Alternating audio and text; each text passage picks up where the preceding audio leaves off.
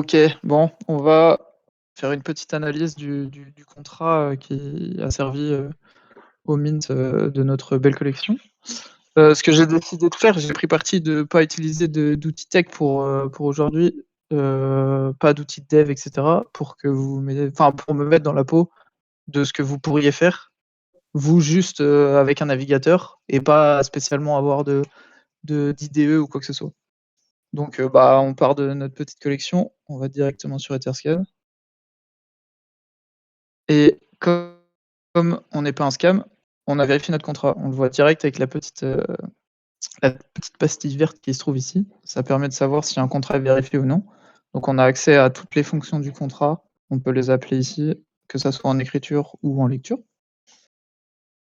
et on a bien sûr le code et c'est ici que tout se passe. Alors globalement, comment ça se passe dans Etherscan, pour la faire rapide? Vous aurez toujours, le contrat principal qui a été déployé, donc bear market is ERC 721.sol et ensuite derrière vous avez toutes les dépendances qui sont installées, qu'on va voir un petit peu après. Mais globalement, c'est souvent comment dire? Des dépendances qui sont, classiques, qui viennent d'OpenZeppelin et donc qui seront toujours pareilles. Donc ce qui nous intéresse globalement, c'est vraiment le premier. C'est là où il faut regarder en priorité. Alors, on commence un contrat toujours par définir, la version de Solidity. Donc, à l'époque, la version la plus stable, ça devait être la 13, il me semble. Donc, c'est pour ça qu'il devait y avoir la 15 déjà, mais j'étais pris parti de rester sur une version stable.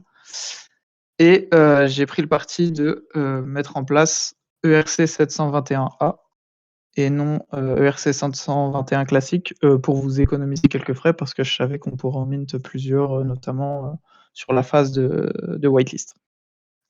C'est pour ça que vous voyez que l'import est différent des autres. Il est directement importé depuis mon fichier parce que j'ai dû importer les fichiers moi-même de ERC721A parce qu'ils ne sont pas disponibles sur OpenZeppelin. Derrière, il y a plein d'imports différents qui viennent toutes d'OpenZeppelin, qui est en gros un organisme qui va émettre des librairies qui ont été auditées, testées, approuvées maintes et maintes fois. Tous les développeurs Solidity utilisent OpenZeppelin, notamment pour les classiques ERC, enfin pour tout ce qui est contrat ERC, etc.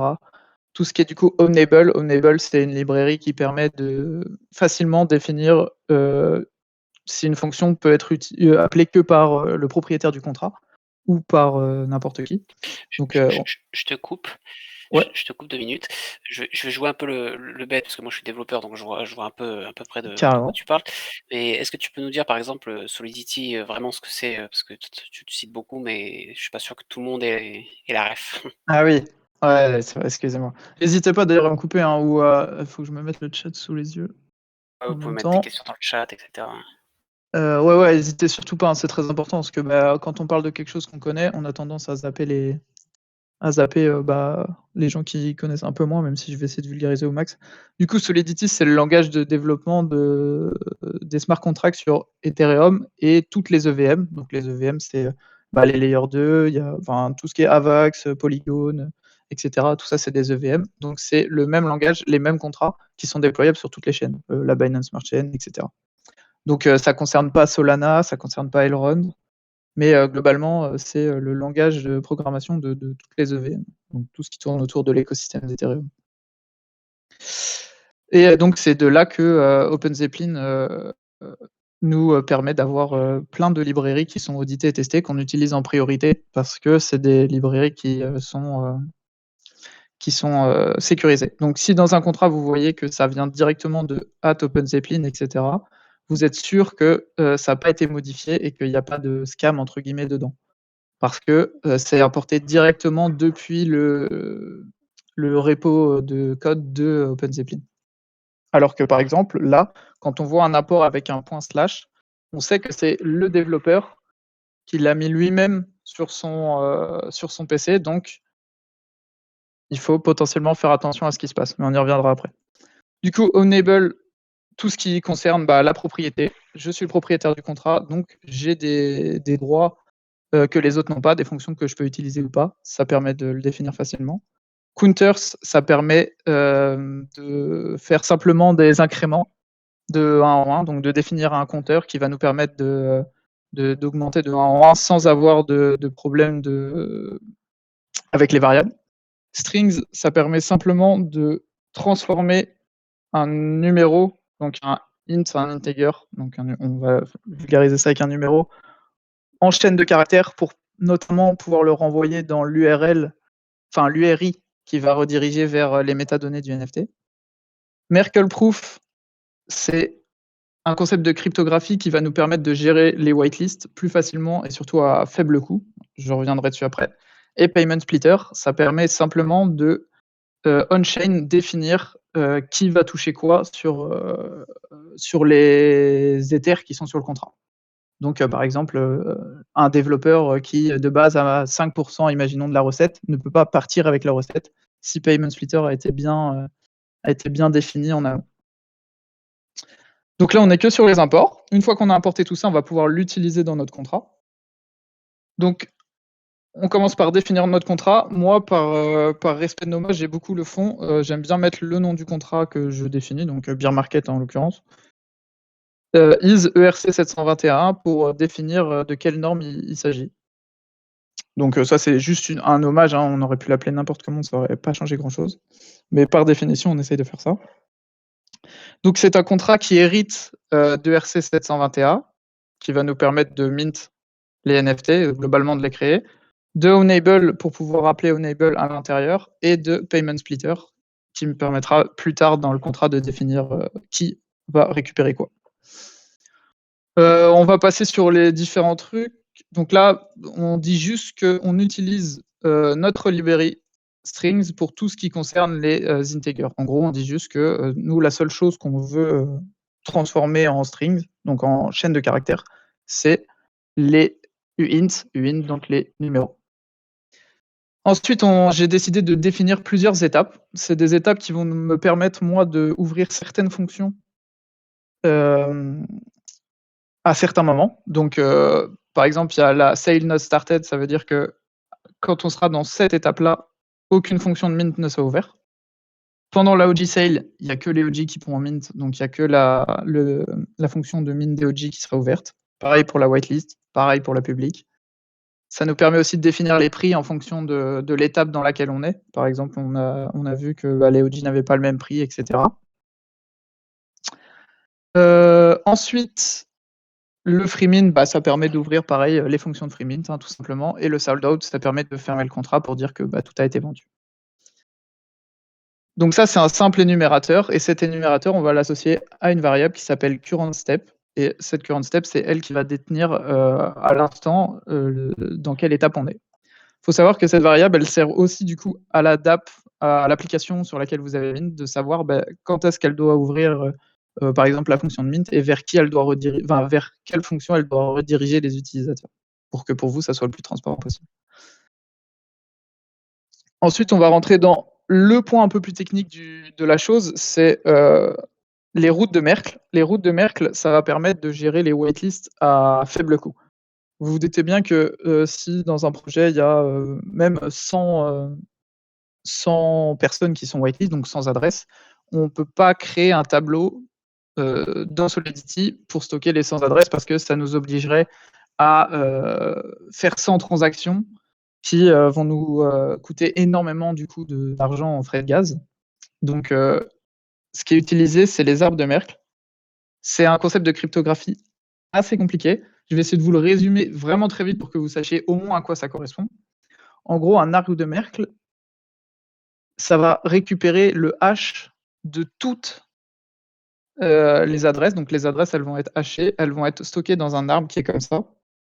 Et on peut dire que, par exemple, vos adresses, elles sont ici. Donc on a l'adresse 1, l'adresse 2, l'adresse 3, l'adresse 4, l'adresse 5, etc. Et en haut, on a la tête de l'arbre. En gros, il faut voir ça comme un arbre. Nous, ce qu'on va faire dans le contrat, c'est ne stocker que la racine de cet arbre. Donc le contrat, lui, il a besoin que d'une chose, c'est un hash qui dit j'ai telle racine, etc. Et j'ai la librairie Merkle Proof. Et en gros, du côté utilisateur, Le but, ça va juste être, au moment où vous les mint, de donner la preuve que vous faites bien partie de l'arbre. Pour donner la preuve que vous faites bien partie de l'arbre, si on résume vraiment au plus simple, vous êtes ici, vous allez dire: «Bah, je connais la branche qui est ici et ici, je connais la branche qui est ici, je connais la branche qui est ici». Donc vous connaissez les parents des parents, un peu comme, un arbre généalogique. Ça veut dire que, avec cette preuve, on va être capable de se dire: «Bon, la personne connaît assez de gens dans l'arbre pour savoir qu'elle est, vraiment dans cet arbre». C'est un résumé très, comment dire, vulgarisé. C'est un concept bien plus compliqué derrière. C'est énormément utilisé en crypto, donc je vous conseille d'aller, si vous aimez ce genre de choses, d'aller voir sur YouTube et cetera. Il y a pas mal de points qui expliquent. Mais pour le résumé global, on va le faire comme ça sera plus simple. En gros, nous on stocke, ouais, ouais, c'est un bordel, hein. Nous on stocke juste la route, en gros la racine de l'arbre, et vous devez prouver que vous faites partie de l'arbre, et c'est comme ça que vous récupérez, votre droit de mint. Ensuite, on a défini les prix. Le prix en whitelist, le prix en public. Solidity nous facilite pas mal la chose. On parle pas en whey, on a juste à mettre l'unité Ether. Ça nous permet de gérer ça tout simplement. On a 3 mappings. En gros, c'est des mappings qui définissent un nombre lié à une adresse. À quoi ça sert? Ça nous permet simplement de dire, telle adresse a mint un NFT par exemple. Donc un NFT en OG. S'il essaye de remine derrière, on va checker, est-ce que la personne a déjà un NFT? Oui, elle en a déjà mint un. Alors je vais pas, l'autoriser à mint. Donc on verra par la suite, mais globalement, ça permet juste de savoir quelle adresse a mint combien de NFT. On Du coup, définit la je reviens un peu sur le prix. C'est une donnée du coup que si vous avez accès au contrat, avant le mint, que vous pouvez du coup checker pour voir si c'est bien le prix, qu'ils ont indiqué en annonce, pour pas que le jour du mint vous vous précipitiez, comme des dingues et que vous cliquiez, valider, valider, et que vous envoyez une transaction d'un demi Ether. C'est ça. C'est une information plutôt importante, à regarder du coup, et assez simple à comprendre en plus. Voilà. En général, si vous arrivez sur un contrat, vous faites CTRL F, vous tapez Ether et vous allez vite trouver là où est le prix. Si vous sentez qu'il y a une entourloupe, sur le prix, il faut pas mint, hein. C'est probablement que c'est pas bon. Et si c'est pas, vérifié, en général, c'est aussi bizarre. Pour la suite, ensuite, on définit 2 constantes qui sont, la supply totale. Donc là, nous, c'était, le nombre de NFT au total qu'on avait, donc 222 NFT, et c'était la sale supply, c'était les 192 NFT qui étaient mis en vente, en sachant qu'il y avait du coup tout le reste qui était prévu pour, les free mint. Donc on définit, j'avais pris parti de définir quand même une sale supply pour gérer ça plus facilement, dans les fonctions. C'est bien des constantes. Personne ne viendra modifier cette supply, parce qu'il faut faire attention, même si on pense que tout est immuable, si, vous voyez pas la constante sur la supply et que quelque part dans le contrat, on voit une fonction qui permet de l'augmenter, rien n'empêchera un projet d'augmenter sa supply et de potentiellement vous la mettre «à l'envers» entre guillemets sur la rareté l'effet de rareté du nombre en tout cas. Une supply est limitée que si on est sur des constantes et qu'on n'a aucun moyen de le modifier. Le base URI, c'est tout simplement, le lien vers vos NFT, entre guillemets, vers les métadonnées de vos NFT. Si on veut le regarder rapidement, on doit pouvoir le trouver. Toc, toc, toc, je vais vous montrer à quoi ça ressemble. En gros, c'est un lien IPFS vers entre guillemets «la collection», et ça nous permet de récupérer, si on met 0.json derrière, les métadonnées du tout premier NFT, ainsi de suite et ainsi de suite. C'est une donnée qu'on a qu'on a définie après le mint, pour la simple et bonne raison que, et là je vous donne une petite astuce pour les projets qui reveal direct et qui sold out pas, si jamais cette information est disponible en amont, avant le mint, n'importe qui peut aller checker toutes les métadonnées une par une avec un script, c'est très simple, et regarder où sont les, légendaires par exemple, ou quelque chose comme ça. Donc quand vous pensez que le mint est aléatoire, attention, ce n'est pas le cas. Là, à moins d'utiliser certains, concepts, on mine toujours du 0 là jusqu'au 222 en l'occurrence, et du coup, les métadonnées peuvent être récupérées en amont si, l'URL est définie en amont. Et non, c'est pas aléatoire, non. On a beaucoup cette, comment dire? Cette, croyance, hein, mais, un mint n'est pas aléatoire.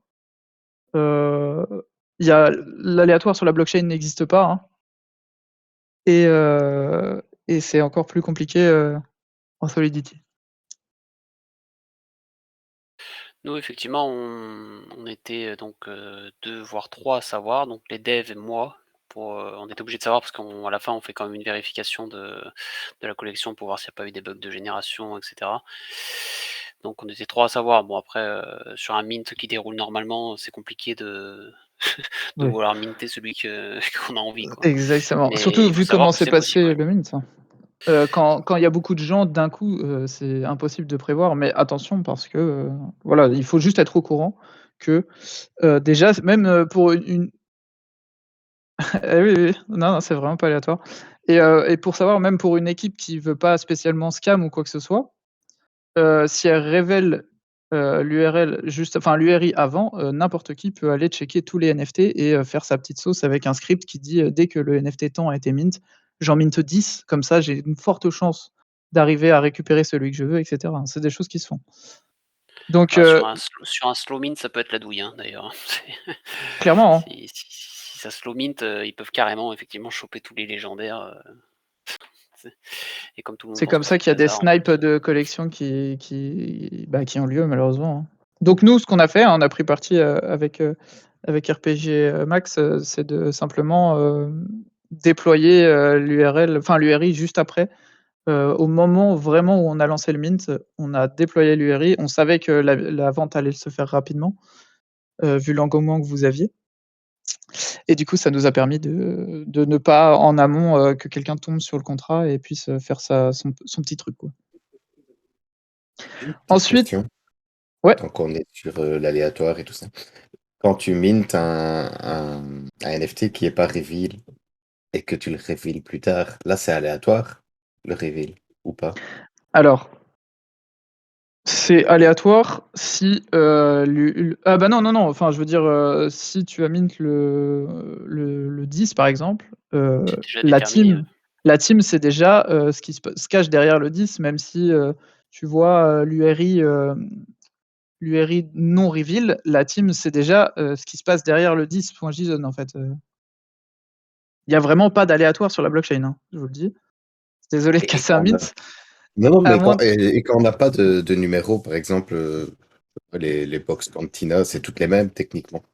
ouais, enfin, Cantina, c'est sur Elrond, donc je sais pas exactement comment ça se passe, donc je veux pas dire de bêtises, mais quoi qu'il arrive, il y a un numéro sur la blockchain, Il y a un bah, par numéro exemple, quand même. si je vais sur le token URI, je veux l'URI du 0, bah, quoi qu'il arrive, même si sur il y a pas le hashtag 0 ici, enfin, ou hashtag 146 en l'occurrence, parce que ça, c'est nous qui avions décidé de le mettre, hein, c'est nous qui l'avons mis dans les métadonnées. On n'était pas obligé de le mettre. Si ça existait pas, le 146 est quand même, le 146, sur la blockchain, quoi qu'il arrive.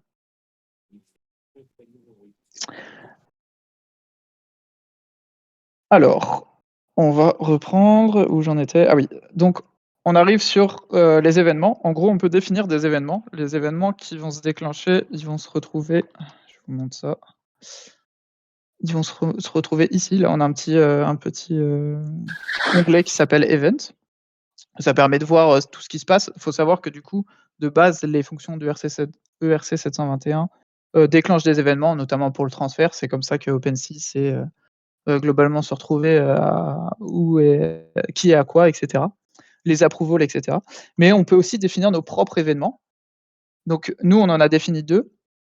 Alors vous allez me dire à quoi ça sert. En fait, c'est tout simple. On a déclenché un événement lorsque l'étape a changé, donc vous le verrez plus tard au moment où on l'appelle. Ça permet à l'application, je ne sais pas si vous l'avez vu, mais en temps réel, dès que l'étape a changé, l'AD app a été modifiée et vous avez pu mint et tout s'est ouvert. Pour le new mint, c'est simple, ça permet d'incrémenter le petit compteur que vous aviez. Vous aviez un petit compteur en live pour savoir combien de beers ont été mint et bah, ça s'incrémentait à chaque fois qu'il y avait un nouveau mint. Il y a une petite question? Ah non, c'est un petit coucou, ok. Donc la suite, on arrive enfin, après avoir défini en gros tout ce qu'on va utiliser au terme de notre contrat, on va enfin arriver dans la construction du contrat et toutes ses fonctions.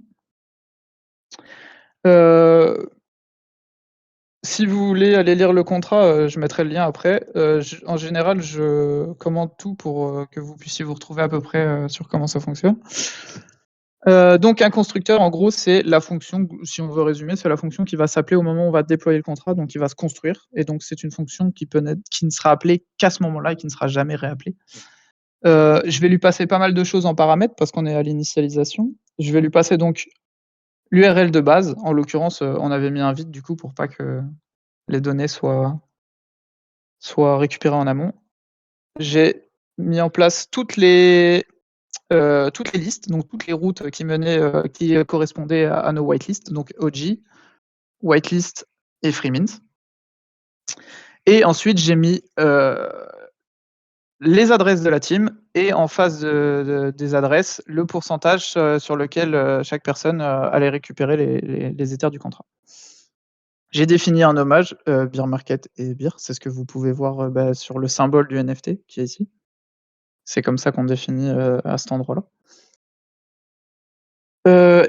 Du coup, on initialise le payment splitter qui derrière lui, avec la librairie d'OpenZeppelin, va gérer tout ça tout seul. On n'a pas à l'utiliser. Il rajoutera lui-même les fonctions. Globalement, ça va hériter des fonctions qui sont liées à cette librairie et ça nous permettra plus tard de récupérer l'argent qui est sur le contrat. Et avec ces paramètres sur lesquels on a passé, on va implémenter nos différentes variables tout simplement. On va stocker dans la base URI qu'on avait mis ici la variable qu'on a en entrée. C'est tout simple. Et ça permet de bien initialiser notre contrat. Donc au moment où on a déployé le contrat, il s'est passé ça. Rien de plus, rien de moins. Petite fonction. Petite fonction, c'est un modifieur. Un modifieur, c'est quelque chose qu'on peut rajouter ensuite par-dessus toutes les fonctions. En gros, c'est quelque chose qui doit être absolument exécuté avant la fonction et qui va nous permettre de savoir si oui ou non on peut exécuter cette fonction. En l'occurrence, c'est une fonction tout bête. C'est une fonction qui va comparer l'adresse de l'origine de la transaction et l'adresse de la personne qui envoie, qui du coup a validé l'interaction sur MetaMask. Dans un cas classique que vous utilisez sur une DApp par exemple, l'origine de la transaction, ça va être vous-même. Donc, vous allez pouvoir passer et effectuer la fonction. Pourquoi on met en place ça? C'est parce que si vous appelez notre contrat par un autre contrat, l'origine de la transaction, ça sera l'adresse. Attends, je ne vais pas dire de bêtises. Ça sera votre adresse, il me semble. Oui, c'est ça. Et le message post-sender, du coup, ça sera non, c'est l'inverse. Ouais, ça doit être l'inverse, excusez-moi. Donc la transaction de l'origine, ça doit être le contrat qui essaye d'appeler notre contrat et le message post-sender, ça sera votre adresse parce que c'est vous qui devez déclencher le contrat malveillant, entre guillemets, et ça nous permet de ne pas se faire appeler par d'autres contrats. Parce qu'on peut faire derrière plusieurs manipulations là, dans la sécurité. Ça ne nous impacte pas trop aujourd'hui, on va passer pour ce cours-là. Ensuite, on a la définition des 3 fonctions qui vous permettront de mint. Donc, c'est les fonctions que vous avez utilisées sans vous en rendre compte. La première, c'était le mint pour les OG. On l'a appelé OG mint. Comme ça, c'est pas trop complexe. Et elle prend qu'une chose en paramètre, c'est une preuve. Cette preuve, c'est la preuve de Merkle dont je vous ai parlé juste avant. C'est l'application qui s'occupe de la calculer pour vous, donc vous n'avez rien à faire. Sinon, ce sera un peu galère. C'est une fonction externe parce qu'on veut l'appeler que depuis l'extérieur. Le contrat n'a pas besoin de l'appeler à l'intérieur parce que le contrat ne va pas mint lui-même.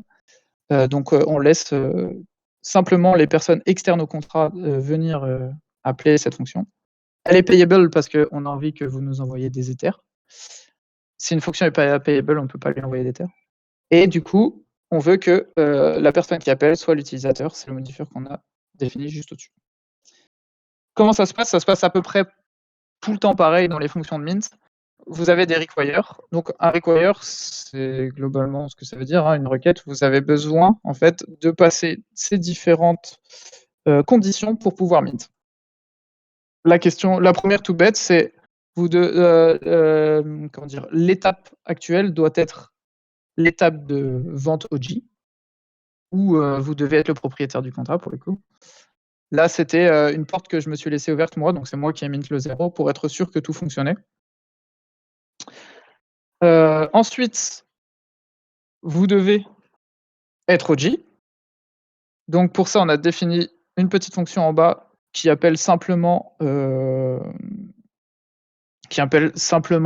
fonctions de vérification. Globalement, on appelle des fonctions qui sont définies par je veux dire, la librairie d'OpenZeppelin. Donc derrière, c'est des process un peu plus complexes. Mais ça nous renvoie un booléen, true ou false. Si vous êtes à true, donc vous êtes bien OG, vous pouvez passer. Vous devez, pour votre mint by wallet sur votre adresse, en gros, on va vérifier ici que le nombre de NFT que vous voulez mint, que vous avez déjà mint plus 1, ça soit inférieur ou égal à 1. C'est une fonction tout bête pour savoir que vous n'avez pas déjà mint en OG, parce que notre but c'était de limiter un mint par personne en OG sale. Donc la première fois que vous allez mint, on va vérifier que votre adresse, donc message.sender, c'est votre adresse. Dans ce tableau, la première fois que vous allez passer, c'est égal à 0. 0 plus 1, c'est bien inférieur ou égal à 1. La deuxième fois que vous allez passer, cette valeur, elle vaudra 1. Donc 1 plus 1, ça fait 2. Jusque-là, ça va.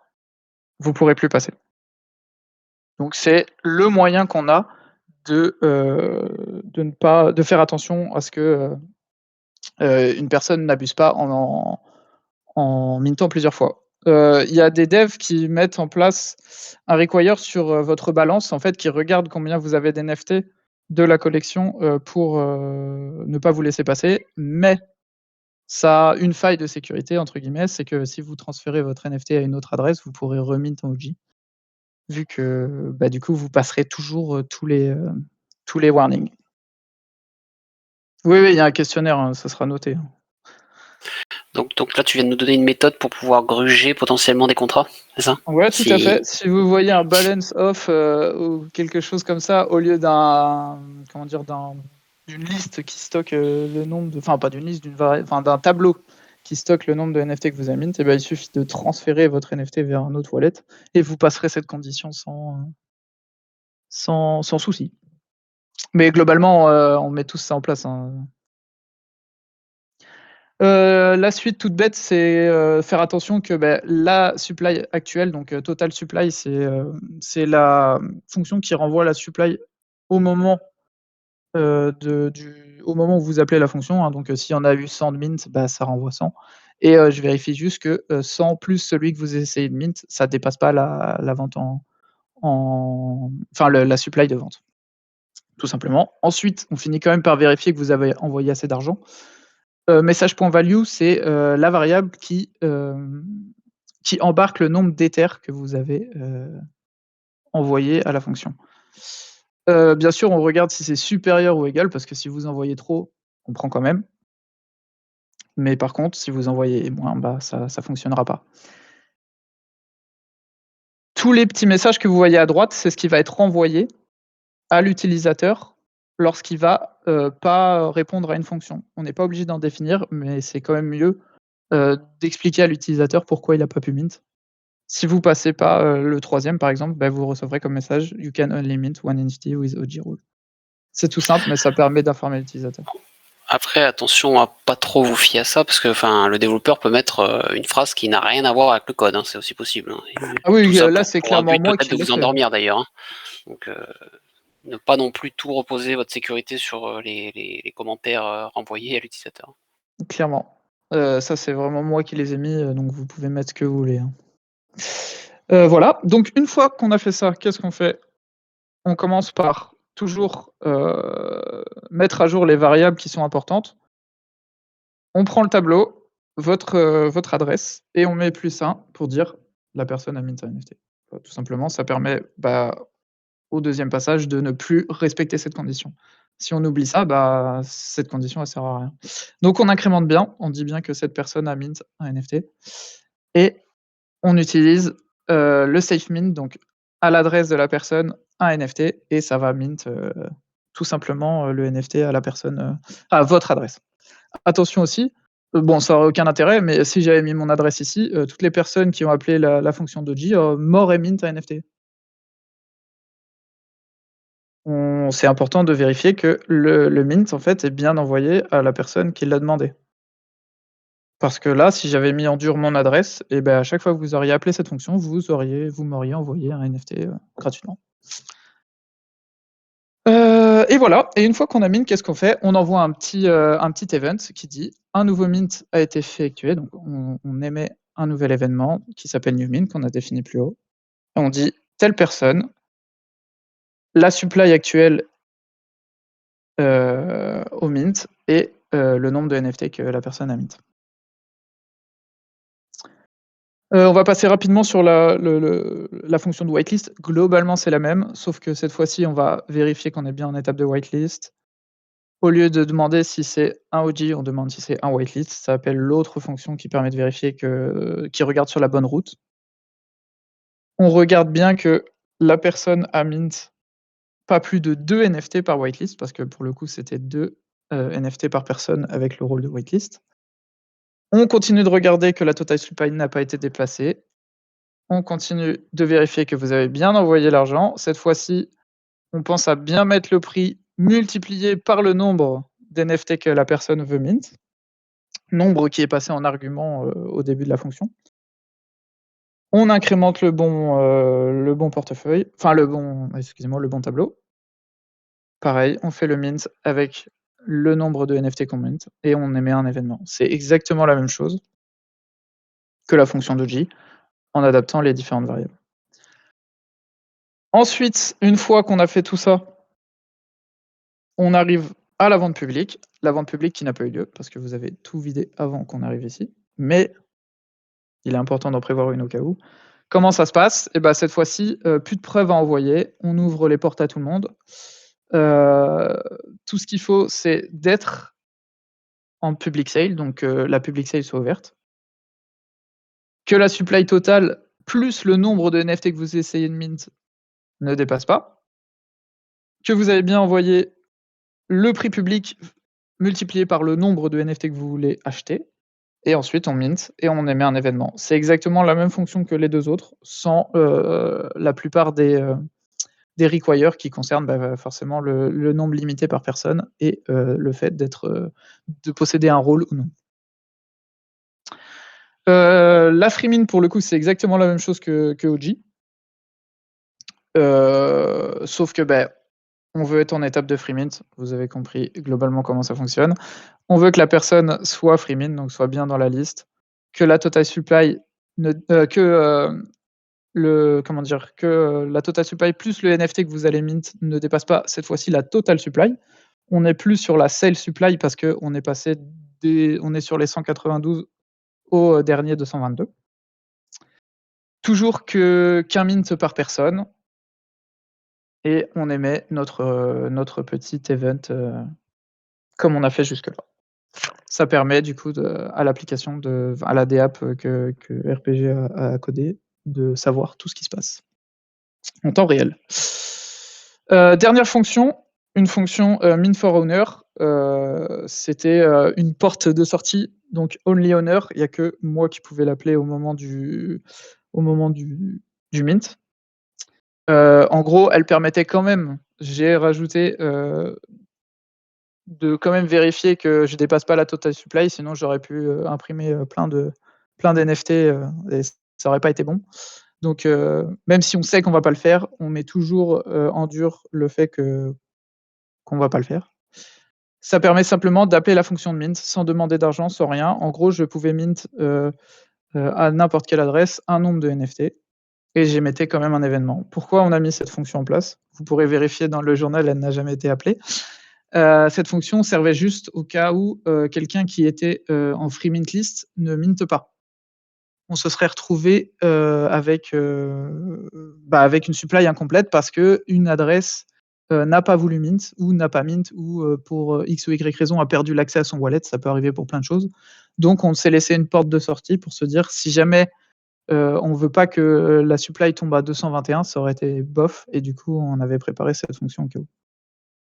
Faut savoir que du coup, depuis, déjà, vous pouvez pas appeler cette fonction parce qu'on ne passera jamais cette condition désormais et que, le owner, désormais, c'est, notre gentil Funnybear à qui j'ai légué tous les droits sur le contrat. Après, on arrive sur les dernières petites fonctions. L'update state, c'est, la fonction qui me permet juste de dire, on passe l'étape, la vente est fermée, à l'étape de OG sale, à l'étape de whitelist, à l'étape de public, et cetera, et cetera. Donc tout simple. Ensuite, on a la fonction setBaseURI. La setBaseURI, elle permet de modifier la variable baseURI qui est renvoyée lorsque vous appelez, le contrat. Hop, on va regarder en même temps. Mince. La baseURI, donc c'est ça permet de modifier cette variable-là et c'est la variable qui est renvoyée quand vous utilisez tokenURI et par exemple, c'est, cette, fonction tokenURI qu'utilise OpenSea pour afficher vos NFT. Elle va appeler cette fonction. Si vous possédez le 3, elle va appeler pour le 3. Enfin, si vous essayez d'afficher le 3 et elle va récupérer les métadonnées qui sont derrière et ça va lui permettre d'afficher tout, ainsi que, tout ce qui est accessoires, description, et cetera. Tout ça, c'est géré grâce à ça. Ça nous a permis de, comme je vous le disais tout à l'heure, de définir l'URL vers les métadonnées qu'à la dernière minute. Ensuite, ces 3 fonctions importantes qui, du coup, nous ont servi. En gros, elles permettent de modifier les routes, des whitelists. Donc, on s'est laissé la possibilité de modifier jusqu'à la dernière minute, la liste des adresses qui étaient whitelist. Parce qu'on a toujours des petits malins qui oublient une adresse et qui nous disent: «Bon, est-ce qu'on pourrait rajouter?» et cetera. La plupart, des projets vous diront non. Faut savoir que dans la plupart des cas, c'est possible. On se laisse toujours la porte ouverte globalement, même si c'est embêtant et que ça coûte des frais. C'est rare qu'on ne se laisse pas la porte de modifier la route de Merkle et donc de modifier les whitelists. En l'occurrence, on l'a fait, lorsqu'on a décalé le mint. Le contrat a été déployé un petit peu avant, je ne sais pas si vous aviez remarqué quand vous avez regardé le contrat.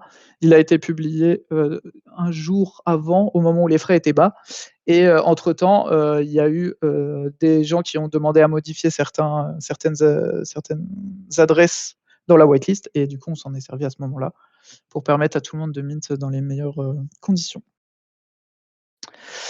Toc, toc, toc. Ensuite, on arrive sur la fonction dont je vous ai parlé juste avant, tokenURI, qui permet de récupérer, l'URI d'un token, c'est assez bien défini et qui prend en entrée le numéro, du token, dont on veut récupérer les informations. C'est une fonction, de vue qui retourne une information, donc en l'occurrence un string, donc une chaîne de caractères. Il faut savoir que toutes les fonctions qui sont en vue sont des fonctions qui ne coûtent pas de gaz. Pour votre information, je pense que vous l'aviez remarqué quand même, mais tout ce qui est lecture ne coûtera jamais de gaz. Tout ce qui est écriture coûte du gaz par définition. Donc quand on définit une fonction en tant que vue, c'est une fonction qui ne coûte pas de gaz. Qu'est-ce qu'elle fait? Elle s'assure que, le token pour lequel vous essayez de récupérer des métadonnées existe. Par exemple, si, je veux le, 223e NFT, j'ai une erreur parce que, le token n'existe pas et ensuite elle renvoie simplement, donc la concaténation de, l'URL de base, l'URI de base et du numéro de token, dont lequel vous voulez récupérer les informations. J'ai fait une fonction qui s'appelle getPrice. GetPrice, c'est une fonction toute simple qui, en fonction de l'étape de vente, va retourner le prix. Pourquoi elle est utile? En fait, elle permet à l'application, donc sur laquelle vous avez mint, de récupérer en temps réel le prix.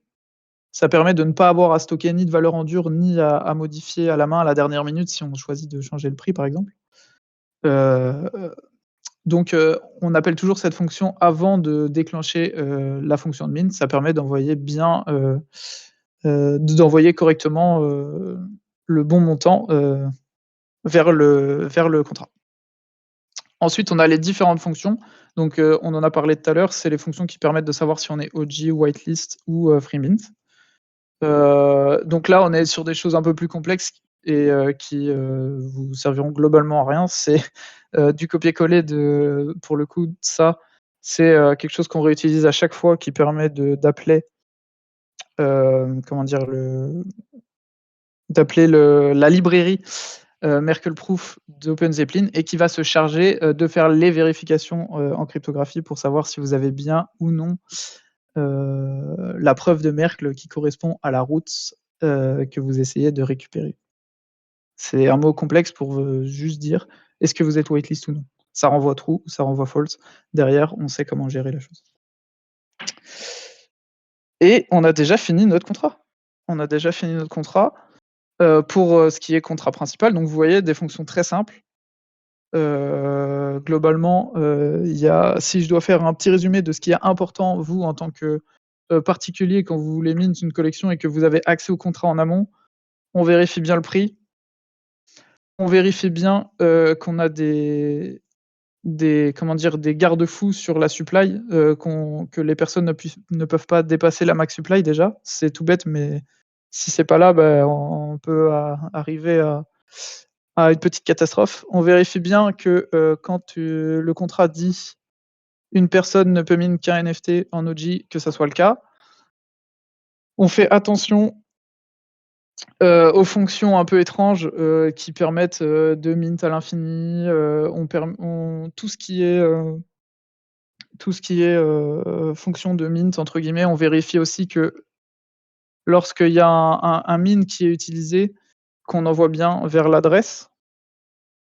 Donc vers l'utilisateur qui a mint en fait, parce qu'on peut très bien mettre une adresse en dur ou quoi que ce soit.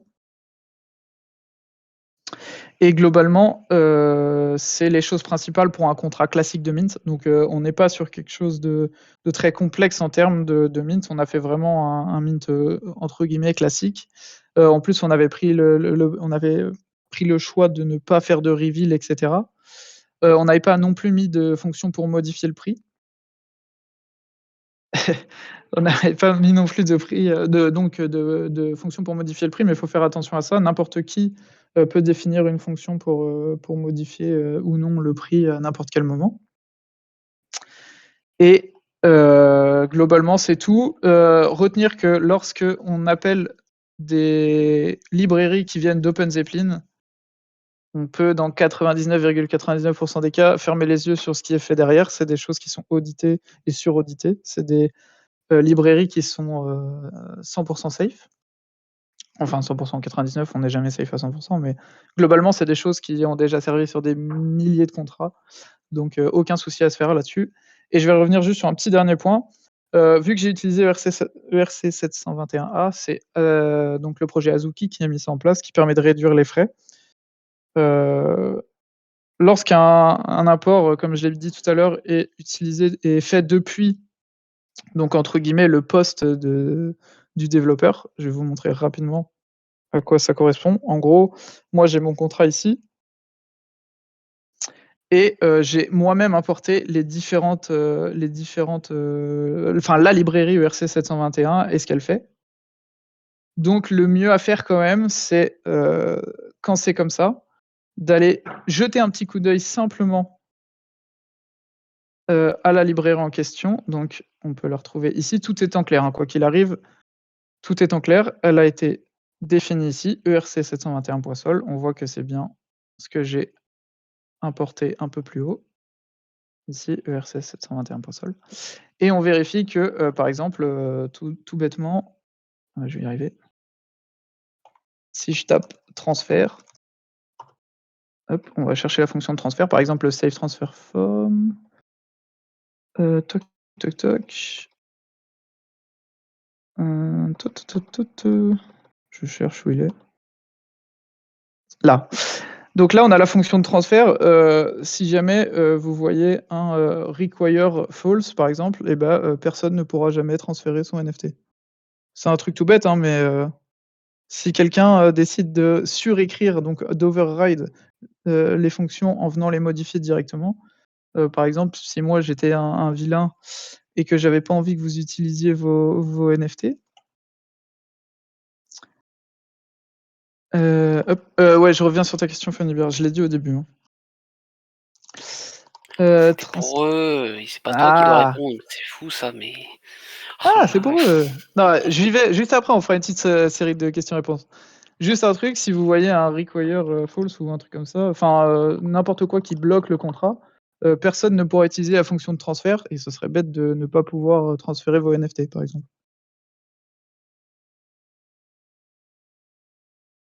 Tac, la coche verte, c'est bien Nicole, bien. Hop, on met un petit point. On va poser une question. Alors, qu'est-ce qu'on peut poser comme question?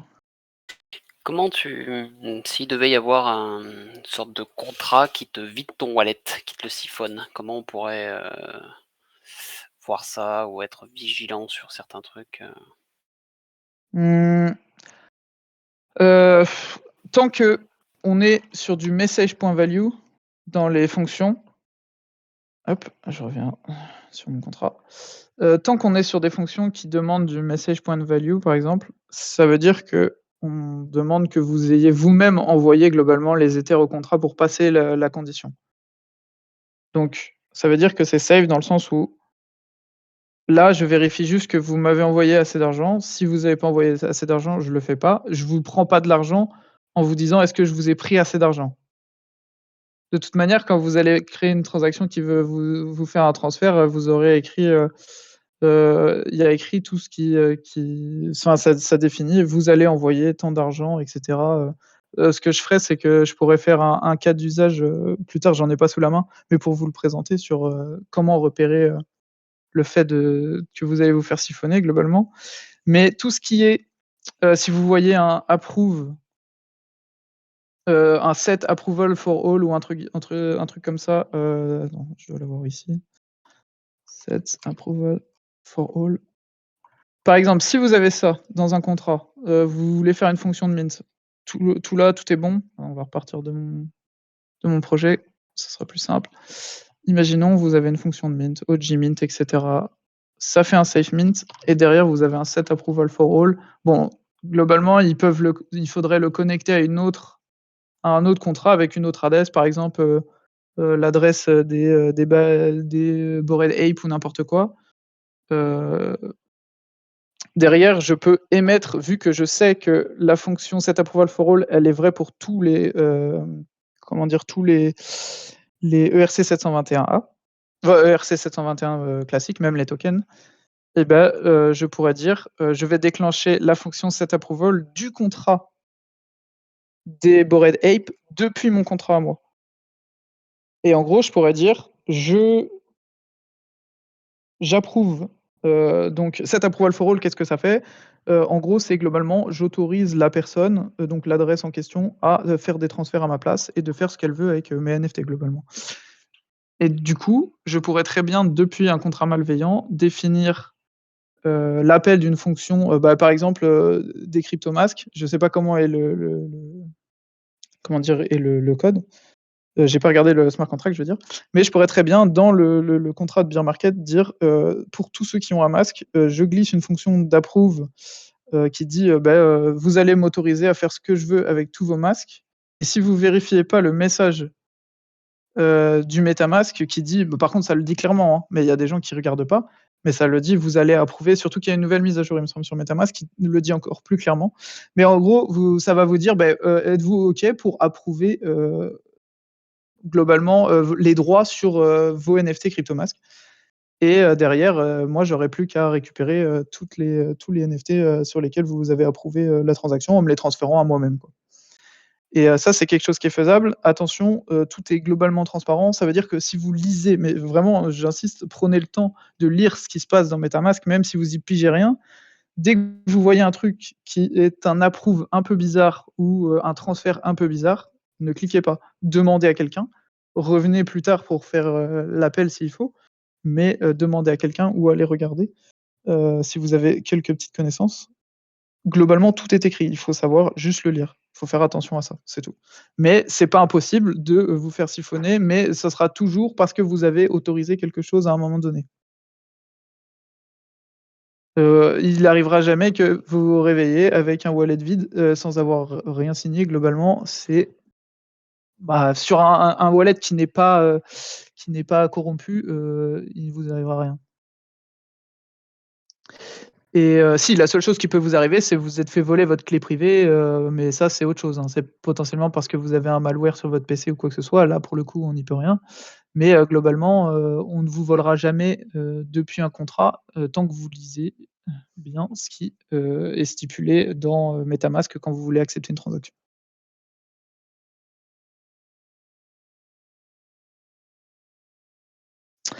Voilà, globalement, j'ai fait le tour de notre contrat, hein, un contrat, classique, heu, qui a bien fonctionné, où on avait bien optimisé, les frais et cetera. Globalement, j'ai essayé d'optimiser au mieux, mais j'ai quand même pris parti, de faire un contrat assez lisible parce que j'avais déjà en tête de vous le présenter. Faut savoir que toutes ces fonctions de OG, de whitelist, de public, de free mint, j'aurais pu, toutes les réunir dans une seule fonction qui aurait été bien plus verbeuse, qui aurait été, comment dire? Un peu plus, chaloupée, si je peux dire. Et j'ai pris le parti de faire quelque chose de légèrement moins optimisé. Ça nous coûte un tout petit peu plus cher au déploiement et encore, mais ça permet derrière d'avoir quelque chose qui, sensibilise les gens à, essayer de lire un contrat et de voir à quoi ça ressemble. Donc globalement, j'ai tout commenté, hein, si jamais vous voulez voir, bon, c'est plus ou moins précis, mais ça vous permet de voir. Et si jamais vous avez des questions, vous n'hésitez pas à me l'envoyer. Vous pouvez me l'envoyer, sur Twitter ou ici ou n'importe quoi, et je me ferai un plaisir de vous répondre. De toute façon, avec l'académie, on prévoit, toute une partie, développeur, 3.0 donc Ouais, d'ici et là. il y a des choses à voir. D'ailleurs, faut qu'on en discute tous les 2. Avec plaisir. Mais voilà, globalement, je sais pas si vous avez, des questions. J'espère que j'ai été assez clair. J'espère que j'ai perdu personne. C'est un peu complexe, hein. En plus, quand on parle de quelque chose qu'on connaît, on a tendance à aller vite. N'hésitez pas à regarder le replay en mettant pause sur le code, et n'hésitez pas surtout à aller voir le code, hein. Je vous le mets ici. Vous hésitez pas à aller regarder, à lire. Heu, Globalement, en prenant le temps, vous allez comprendre comment ça fonctionne. On a la chance d'avoir un écosystème où la plupart des choses sont transparentes et accessibles à tout le monde, donc il faut pas se priver d'être curieux et de regarder. On a une petite question avant de clôturer. Qu'est-ce qui fait qu'on paie plus ou moins de frais lors d'un mint, quand tu dis optimiser? Alors c'est simple, c'est tout ce qui va être, bah, par exemple l'écriture d'une variable. Là, quand on a fait un tableau qui permet de stocker, de savoir si une personne a mint ou non, et bah, on va écrire sur la blockchain. Donc on peut encore le voir, si on va, dans nos fonctions, vous pourrez voir que si vous tapez votre adresse dans, mint by, non, mint by whitelist par exemple, si vous tapez votre adresse ici et que vous avez mint avec, ça retournera le nombre de NFT que vous avez mint. Donc ça, c'est des choses qui sont ancrées dans la blockchain, qui ont été écrites. Elles servent que pour le moment du mint, sauf que le fait d'écrire quelque chose sur la blockchain, ça coûte des frais. C'est pour ça qu'il faut limiter au strict minimum, les, interactions d'écriture sur la blockchain, et c'est là où certains contrats ne sont pas forcément optimisés. On a des développeurs qui utilisent des, comment dire? Des variables à foison pour des choses qui ne sont pas spécialement utiles, et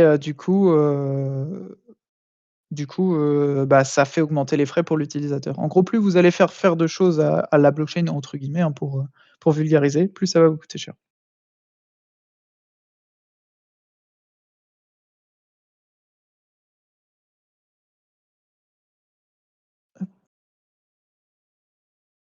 Quelqu'un a d'autres questions?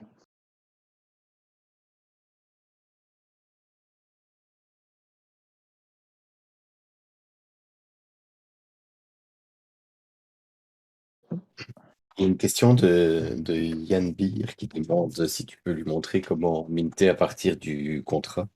Ah ouais, avec plaisir. Alors, j'ai fait un thread sur ça si jamais vous voulez. Je fais ma petite promo. 0xNEKR sur Twitter. Abonnez-vous. Comment on mine sur le contrat? C'est tout simple. Il faut une chose avant tout, c'est que le contrat soit vérifié. Vous pourrez pas le faire si le contrat n'est pas vérifié. Comment on sait que c'est vérifié, la petite pastille verte? Ensuite, là, il y a la partie code, c'est la partie où on vient de passer 1 heure, où on peut voir le code et cetera et en fait, il y a 2 autres parties. Il y a la partie écriture du contrat, donc lecture, excusez-moi. Lecture, ça permet d'appeler toutes les différentes fonctions qui sont des vues, donc qui retournent des choses et qui ne coûtent pas de frais. Par exemple, la total supply, en ce moment, c'est 222, on peut tous les appeler, le symbole, c'est, beer et cetera. Ça permet, par exemple, à OpenSea ou à Etherscan de vous montrer le bon nom. Voilà et quand on veut mint, du coup, c'est une fonction d'écriture, donc on va se retrouver ici. On va pouvoir connecter notre wallet, ça va ouvrir le MetaMask et cetera. Une fois qu'on est connecté, on va pouvoir appeler les fonctions comme si, on les appelait depuis, la DApp, ou quoi que ce soit et bah, par exemple, si je veux mint un free mint, là, en l'occurrence, vous êtes bloqué parce qu'il faut une preuve de Merkle. La preuve de Merkle, il faut la calculer d'une manière, un peu complexe, mais par exemple, pour le mint public, je dis par exemple, j'envoie, 3 Ethers et j'en veux 10. J'appuie sur écrire et directement ça va me faire pop, ma petite fenêtre MetaMask pour valider, la transaction.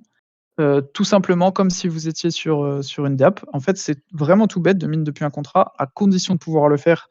En l'occurrence, les preuves de Merkle compliquent un peu ça, mais pour une vente publique, par exemple, si vous savez qu'il y a qu'une vente publique, sur un projet et que vous voulez être dans les premiers et que le contrat est vérifié, ça commence à faire beaucoup de conditions quand même.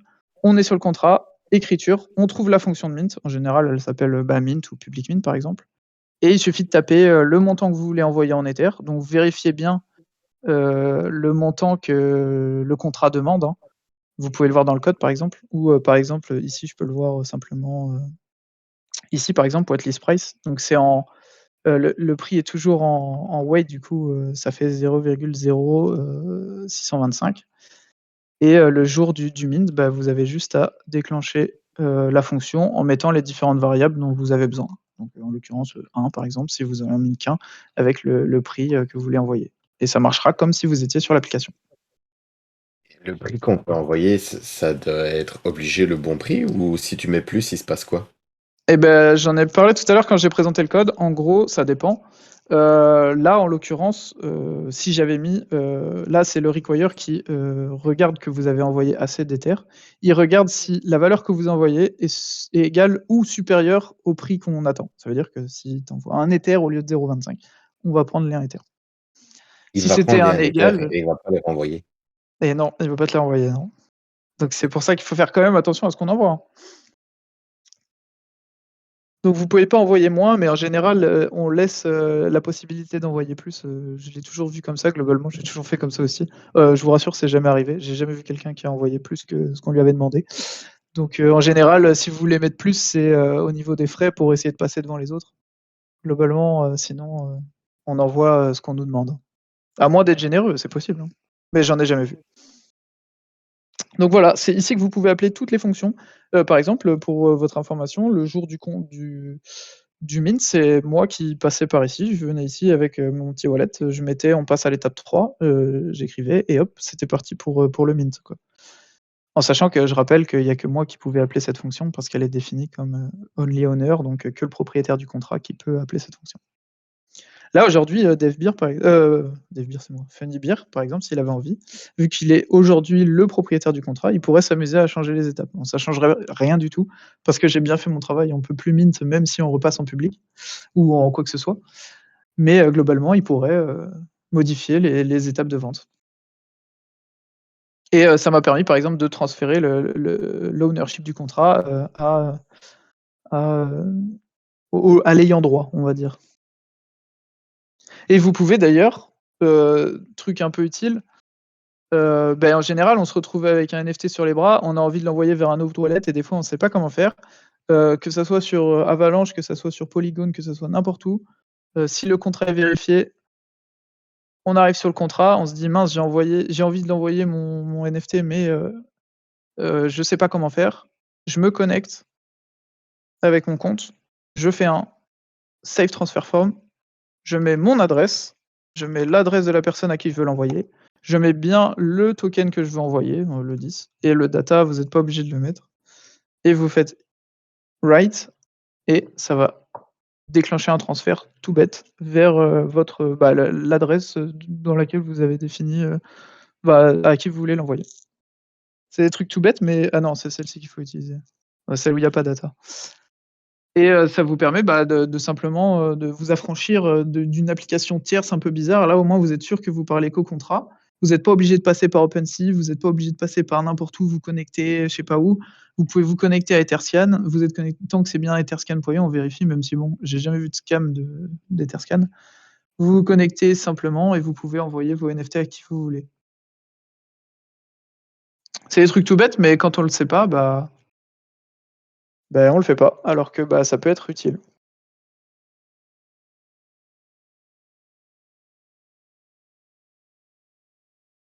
Et globalement, c'est tout. Après, ça dépend des contrats, hein. Il y a plein de choses que vous pouvez faire, par le contrat, et c'est important de venir faire un tour ici, même si vous n'utilisez aucune des fonctions, voir ce qui est possible. Par exemple, vous voyez une fonction un peu chelou, ça peut même être le point d'entrée. Si on prend le problème à l'envers, vous voyez, par exemple que, vous voyez une fonction bizarre, mint for owner, qu'est-ce que ça veut dire? Je vois qu'on peut mint autant de NFT qu'on veut et que ça demande aucun argent, c'est quand même bizarre. Vous allez dans le code et vous tapez la fonction que vous venez de voir et vous êtes sûr qu'elle va être définie ici parce qu'il se sert de cet endroit, hein, et après là, à vous d'essayer de comprendre pourquoi c'est utilisé. Et là, vous pouvez voir que will be never used if user claims their free mint. Voilà, et après on peut comprendre que, en fait, ah OK, c'est appelable que par le propriétaire du contrat et c'est que dans un cas précis et cetera. Donc c'est vrai que le chemin inverse est pas bête aussi, hein, de se dire, je vois ces fonctions-là, bon alors qu'est-ce qu'elle fait? Je vais vérifier de l'autre côté. Et si vous voyez par exemple renounce ownership, vous vous dites: «J'ai envie de savoir, ce que ça fait», en fait, ça dépend pas de mon contrat parce que, ça vient d'une librairie et là après il faut s'amuser à regarder toutes les librairies et chercher en contrôle F, où est-ce qu'elle est cette fonction et à quoi elle sert. Mais, globalement quand ça vient d'OpenZeppelin, c'est que c'est des fonctions déjà définies. Et je me répète, je l'ai dit 3 fois, mais c'est important.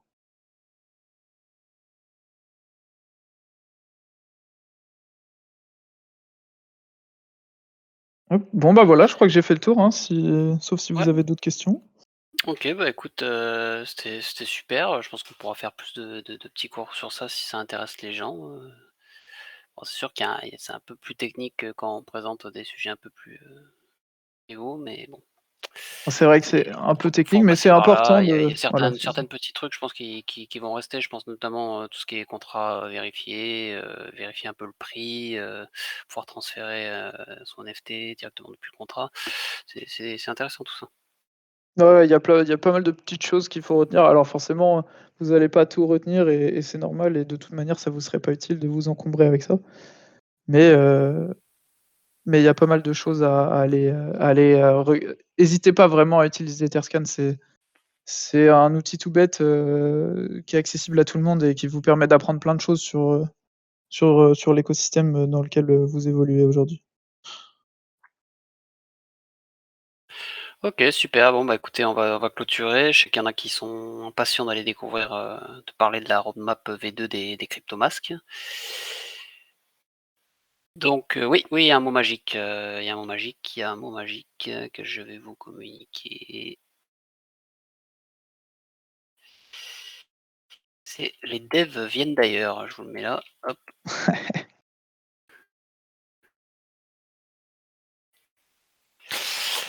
Voilà, encore merci, Delbir pour cette super Merci de présentation, m'avoir écouté. c'était top.